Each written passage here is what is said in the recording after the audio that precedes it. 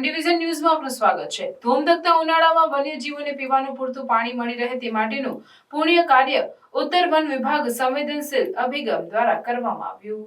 ગુજરાતના ઘરેણા સમાન ડાંગ જિલ્લાના ઘનિષ્ઠ વન વિસ્તારમાં રહેતા વન્યજીવો માટે વન વિભાગે આ ધોમધખતા ઉનાળાના પીવાના પાણીની વ્યવસ્થા સુનિશ્ચિત કરવા સાથે ફોરેસ્ટ ફોર્સના જવાનોને સરકારી ફરજોની સાથે સાથે પુણ્ય કાર્યની પણ તક ઉપલબ્ધ કરાવી છે।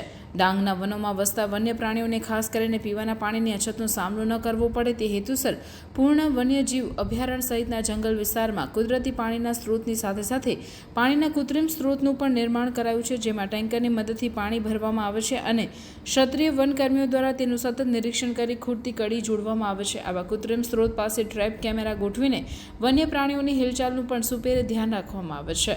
ઉત્તર વન વિભાગના જંગલમાં આવા કુલ 76 કુદરતી પાણીના સ્ત્રોતની સાથે સાથે બીજા 105 જેટલા કૃત્રિમ સ્ત્રોત ઉપલબ્ધ કરાવી વન્યજીવો માટે પાણીની કોઈ અછત ના રહે તેનું સતત ધ્યાન રાખવામાં આવી રહ્યું છે। આગામી નાણાકીય વર્ષમાં સમગ્ર ઉત્તર ડાંગ વન વિભાગમાં બીજા નવા 51 જેટલા પાણીના કૃત્રિમ સ્ત્રોતનું નિર્માણ કરવાનું પણ આયોજન વિચારાધીન છે। ઉનાળાની અંદર ડાંગની અંદર અતિશય ગરમીમાં વન્ય પ્રાણીઓને પૂરતા પ્રમાણમાં પાણી મળી રહે તે માટે ઉત્તર ડાંગ વન વિભાગમાં સમાવિષ્ટ 8 રેન્જોમાં વિવિધ પ્રકારના પાણીના સ્ત્રોતોમાં પાણીની સગવડ કરવામાં આવેલી છે।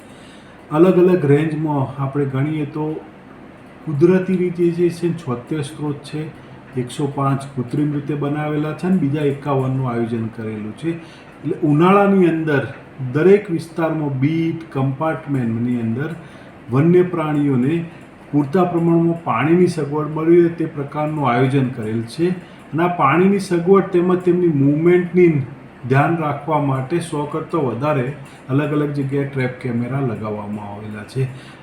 આભાર।